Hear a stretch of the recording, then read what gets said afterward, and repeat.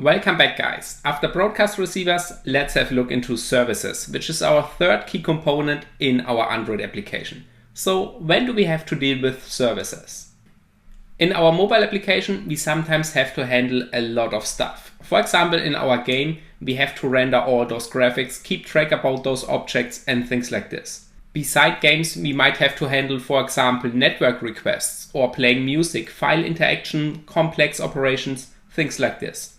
All of them require a little bit of time, and this is the problem. For example, if you're trying to make a network request in the main activity, so within the onCreate method, then we have to wait until this network request has been finished, and this might take a while.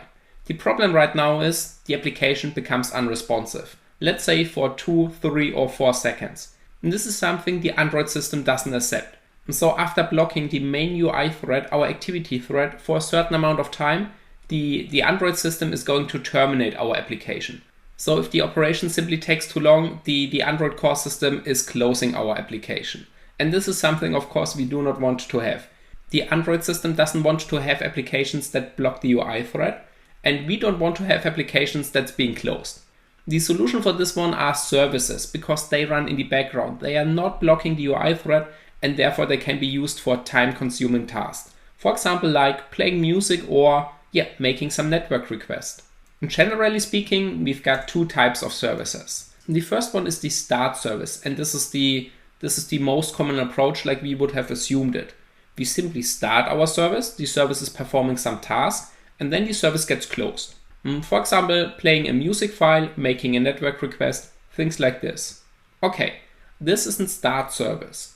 Beside this, we're also having bound service, and now it's getting a little bit complex, but don't worry, not too complex. So in bound service is binding clients to the service, which means we could have other applications interacting with our service right now. The concept, this is pretty awesome that things like this are possible, but it is also a little bit tricky because those clients are being bound to our service, they can interact with this one, but we have now to wait until every client disconnects from our service until it gets shut down. Okay, so these are our two services. We've got a start service method and we've got an onBind method. These are the main methods regarding to these two services. All right. The downside of a service is we cannot make a UI update. This is not possible because, as already mentioned, the service is running in the background and it has no connection to our main UI thread. Therefore, if you want to perform things like this, we need to use broadcast receivers, but this is perfectly fine. We are already familiar with this one. So, a common service interaction has been the following in the past. We've got our Android application, and this Android application has registered a broadcast receiver to the boot completed broadcast event. So after the smartphone has been finished booting, the smartphone is informing the applications about this event with the boot completed broadcast. Now within our application, we could implement a broadcast receiver, and in the onReceive method, we could start our service, which is polling our server if there are any updates for this app. This means the user doesn't have to open this application.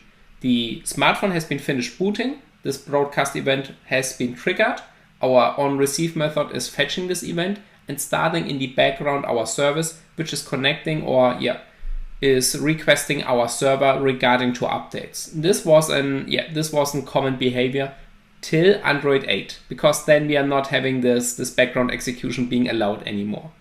Okay?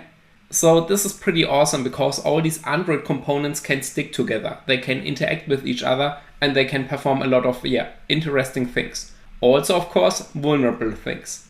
Speaking of vulnerability, what do we have to look for in service if you want to attack it? And the answer for this one is already no. At least for the start service. Because the start service, so not the bind service, the start service is being invoked via an intent. And therefore we have to take a look into onStartCommand method, because there we are providing this intent. Once again, we have to figure out which data is being passed into this function and what things we can trigger. Exactly the same like we have seen this in the broadcast receiver example. Alrighty? Okay. Regarding to bind services, it's a little bit more tricky because there we are having a different object. We are having a message object and we have to figure out what is happening with this message object. but I mean, the approach it's pretty identical. On the left, we are dealing with intents, and on the right, we are dealing with a message object. To attack in service, once again, the service has to be exported, and we need to have the permission to interact with this one.